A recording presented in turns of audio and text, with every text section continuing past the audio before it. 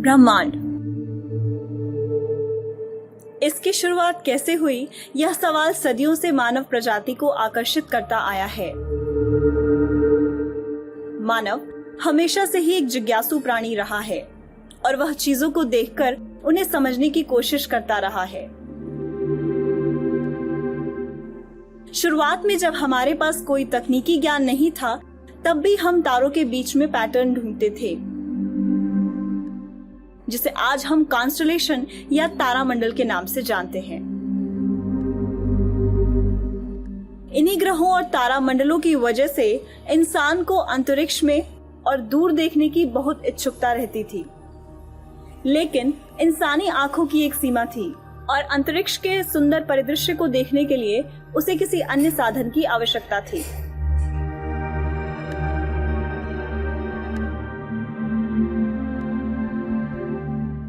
वह क्या कर सकता था? उसे एक आविष्कार की जरूरत थी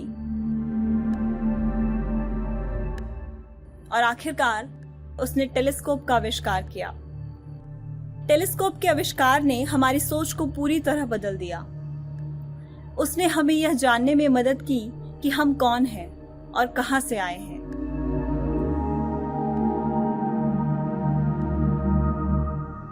टेलीस्कोप के आविष्कार का श्रेय हॉलैंड के हैंस लिपिशी को जाता है। उन्होंने पाया कि अगर कॉनकेव और कॉन्वेक्स लेंस को एक सही दूरी पर रखा जाए तो वह दूर की चीजों को मैग्नीफाई करता है।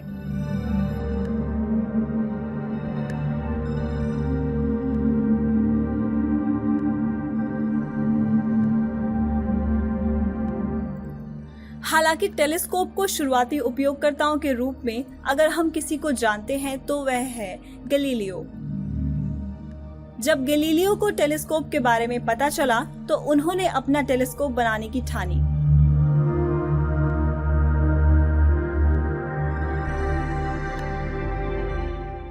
और जब उन्होंने अपना टेलीस्कोप खुले आसमान की तरफ किया तो वह दंग रह गए।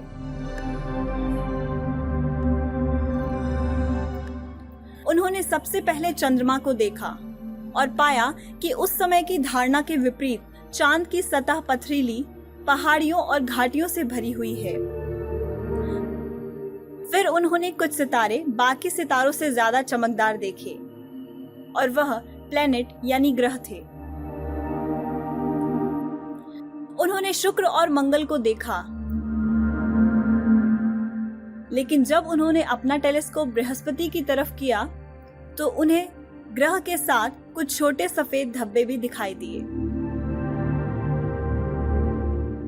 जब उन्होंने कुछ रातें बृहस्पति पर ही केंद्रित की, उन्होंने पाया कि वह छोटे धब्बे अपनी जगह बदल रहे हैं और वह बृहस्पति के चक्कर काट रहे हैं। वह उस समय ज्यादा कुछ नहीं समझ पाए। उन्हें यह नहीं पता था कि उन्होंने बृहस्पति के चांद को खोज लिया है।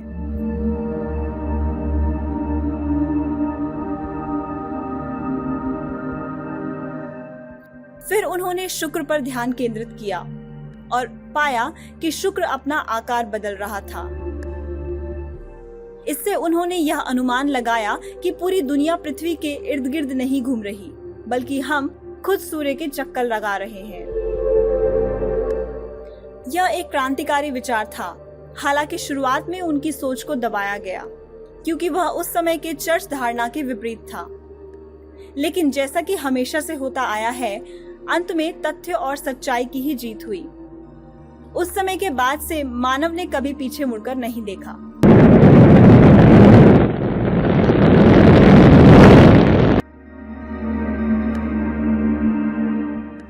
कैसिनी जैसे एस्ट्रोनॉमर ने सैटर्न के रिंग को ध्यान से पढ़ा।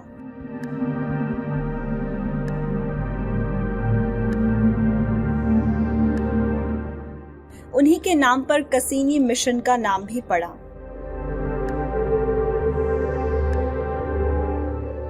जिसने सैटर्न और उसके चंद्रमा के कई रहस्य खोले।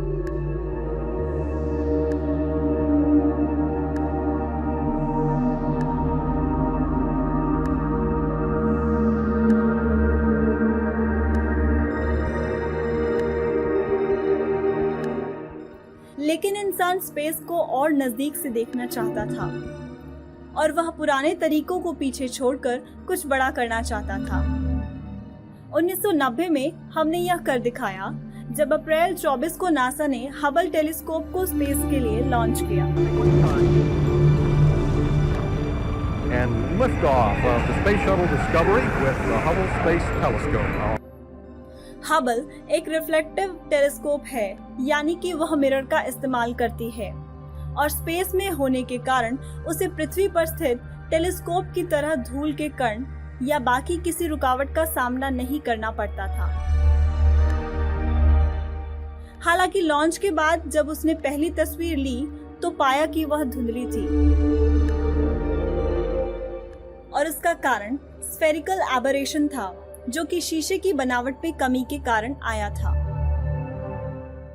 Yesterday, NASA admitted that its multi-billion-dollar eye in the sky has developed blurry vision. और हम आपको बता देना चाहेंगे कि यह कमी सिर्फ बाल के 1/50 हिस्से के गलत नाप के कारण आई। नासा ने इसे रिपेयर के लिए दिसंबर 1993 में मिशन भेजा। As CoStar slides into place, Thornton can only hope that everything will fit. और उसके बाद से हबल एक से एक उम्दा स्पेस की तस्वीरें भेज रहा है, जैसे कि यह pillars of creation,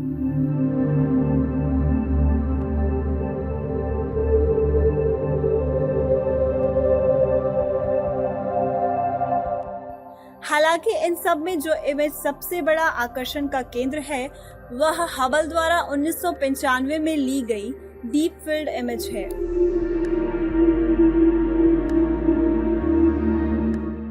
Robert William, जो कि उस समय स्पेस टेलीस्कोप साइंस इंस्टीट्यूट के डायरेक्टर थे, उन्होंने एक अलग सा निर्णय लिया। ज्ञात वस्तुओं जैसे कि प्लैनेट और स्टार्स को देखने की बजाय उन्होंने हबल को स्पेस के एक खाली हिस्से की तरफ किया। उन्होंने सप्तऋषि तारामंडल के पास का एरिया चुना।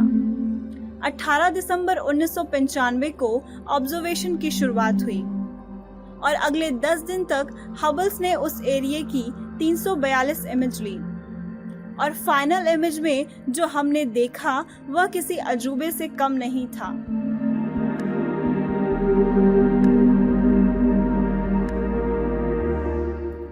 हजारों गैलेक्सी कुछ 12 मिलियन लाइट ईयर दूर, यानी बिग बैंग से 2 मिलियन साल बाद बनी गैलेक्सी हमने देखी। लेकिन ब्रह्मांड की इस तस्वीर का क्या मतलब था? क्या इससे हम कुछ निष्कर्ष निकाल सकते थे? वैज्ञानिकों और खगोलविदों ने पाया कि कुछ गैलेक्सीज बाकियों से ज्यादा लाल रंग की नजर आ रही थी। इसका क्या मतलब हो सकता था? जैसा कि आज हम जानते हैं कि हमारा ब्रह्मांड लगातार बढ़ रहा है और यह बढ़ना उन कुछ गैलेक्सीज के लाल रंग के दिखने के कारण था। बढ़ता हुआ ब्रह्मांड असल में दूर से आने वाली रोशनी की किरणों को खींचता है और उसे लंबी वेवलेंथ की लाइट में बदल देता है। जैसा कि हमें बखूबी पता है कि विजिबल लाइट स्पेक्ट्रम में लाल रंग की रोशनी की वेवलेंथ सबसे ज्यादा है। इसलिए हमें गैलेक्सी जिसकी रोशनी अरबों सालों का रास्ता तय करके हबल के मिरर्स पर पड़ी वह लाल रंग की नजर आई। हालांकि अगर हमारा ब्रह्मांड बढ़ रहा है तो क्या यह हमेशा से ऐसा बढ़ता आया है और क्या ऐसे ही बढ़ता रहेगा? क्या इस ब्रह्मांड की कोई शुरुआत थी और क्या इसका कोई अंत है? यह हम जानेंगे इस सीरीज की अगली वीडियो में।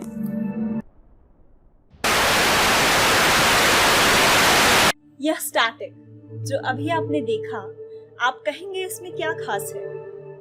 यह तो बचपन से हमने कई बार टीवी पर देखा है, किंतु यह काफी खास सिग्नल है। इनमें से कुछ स्टैटिक सिग्नल उन माइक्रोवेव लाइट वेव्स के कारण हैं जो हमारे ब्रह्मांड के शुरुआती पलों में निकली थी। लेकिन ब्रह्मांड की शुरुआत कैसे हुई? इसके लिए पहले हमें 13.8 अरब साल पीछे जाना होगा। अभी ब्रह्मांड सुई की नोक से भी छोटी थी, एक बिंदु जिसका घनत्व काफी ज्यादा था, और फिर बैंग, और फिर इस तरीके से हमारे ब्रह्मांड की शुरुआत हुई। वैज्ञानिकों ने इसे बिग बैंग का नाम दिया। यह क्यों हुआ, इसके बारे में कोई सटीकता से नहीं बता सकता। बिग बैंग होने के बाद शुरुआती कुछ सेकंड्स में ब्रह्मांड का तापमान 5.5 अरब सेल्सियस था और वह प्लाज्मा स्टेट में था, जिसमें विभिन्न प्रकार के मौलिक कण थे, जैसे कि इलेक्ट्रॉन, प्रोटॉन और न्यूट्रॉन्स। यूनिवर्स अभी प्रकाश निकाल रहा है, किंतु वह बहुत दूर तक नहीं जा सकता। इसका कारण यह गर्म तापमान था, जो न्यूट्रल एटम्स के गठन को रोक रहे थे। प्रकाश की किरणें कुछ दूर चलती और वह किसी इलेक्ट्रॉन से टकराकर तितर-बितर हो जाती और दूसरे रास्ते पर मुड़ जाती। उसी प्रकार जैसे सूर्य की किरणों को बादल में मौजूद पानी की बूंदें फैला देती हैं। आप एक घने कोहरे का भी उदाहरण ले सकते हैं। आपकी गाड़ी की हेडलाइट रोशनी तो दे रही होती है, लेकिन घने कोहरे की वजह से सामने वाला वह रोशनी नहीं देख सकता। और यही कारण है कि इस शुरुआती यूनिवर्स को हम भी, जो हमारे पास तकनीक है, उनसे नहीं देख सकते हैं। और इसी कारण कोई भी बिग बैंग के शुरुआती पल में क्या हुआ, इससे यह सब शुरू हुआ, सटीकता से नहीं बता सकता। अब ब्रह्मांड करीब 3,80,000 साल पुराना है और यह शुरुआती पलों के मुकाबले अब काफी ठंडा हो गया है, करीब 3000 डिग्री सेल्सियस। मौलिक कण अब या तो डिके होने लगे हैं या आपस में इंटरैक्ट होने लग गए हैं, और इस प्रकार एटम के बनने की शुरुआत हुई। क्योंकि अब प्रकाश को रोकने के लिए फ्री इलेक्ट्रॉन नहीं है, वह आजाद हो गए। अब वह खाली स्पेस में दूर तक जा सकते हैं। इस शुरुआती रोशनी को बिग बैंग का आफ्टर ग्लो भी कहा जाता है, और यह अब कॉस्मिक माइक्रोवेव बैकग्राउंड के नाम से जाना जाता है। जी हाँ, यह स्टैटिक सिग्नल CMB ही है, जो अपना एंटीना कैच करता है। CMB के बारे में 1948 में पहली बार रैल्फ एल्फर और कई वैज्ञानिकों ने जिक्र किया था।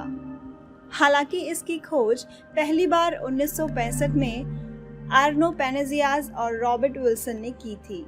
वह दोनों मरी हिल, न्यू जर्सी में स्थित बेल टेलीफोन लैबोरेटरीज में एक रेडियो रिसीवर पर काम कर रहे थे। जब उन्होंने रिसीवर को स्टार्ट किया तो रिसीवर उनकी उम्मीद से ज्यादा तापमान पकड़ रहा था। उन्होंने रिसीवर को दूसरी तरफ पॉइंट किया, परिणाम वही रहा। उन्होंने पहले सोचा कि यह डिवाइस में किसी गड़बड़ी के कारण हो रहा है।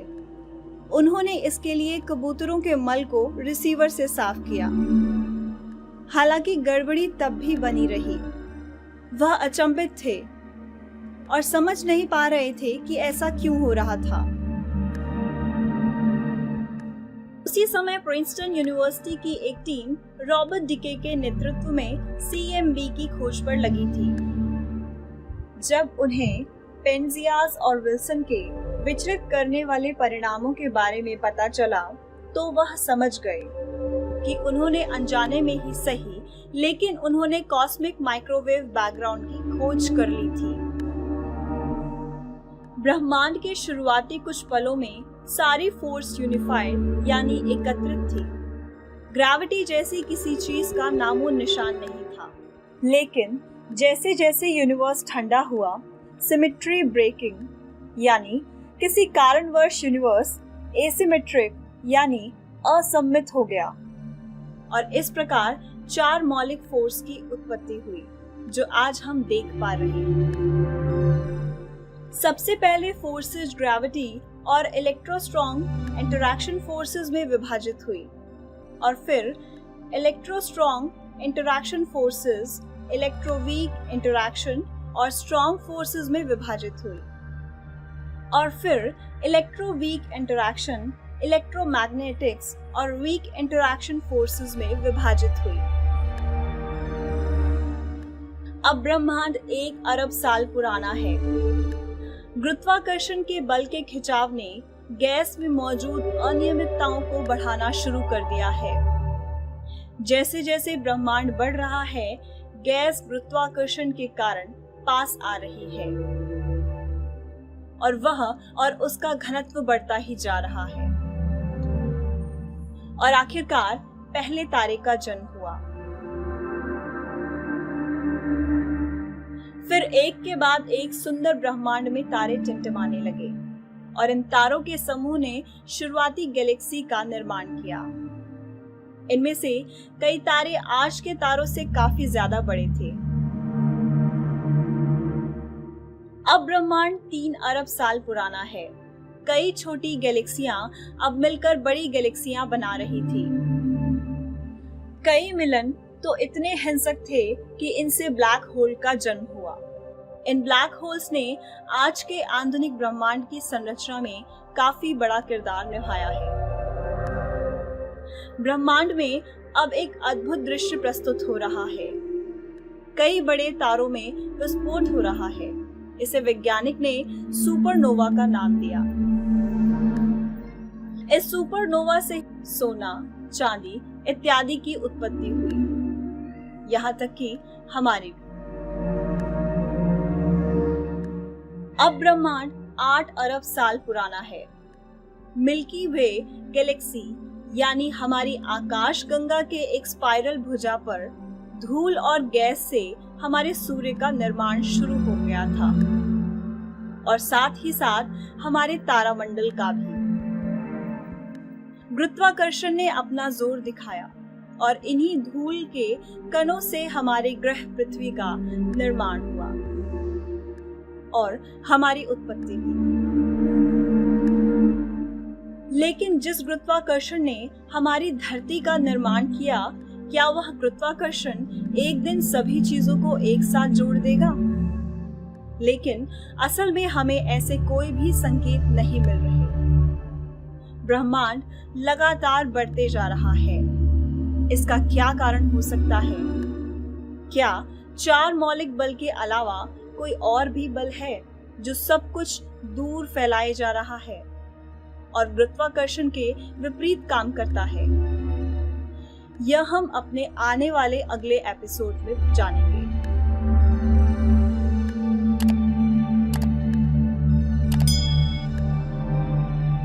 वीडियो देखने के लिए आपका शुक्रिया। Please like, share and subscribe. अगर आपको किसी और विषय पर टॉप 10 वीडियोस या जानकारी चाहिए तो नीचे कमेंट में लिखना ना भूलें।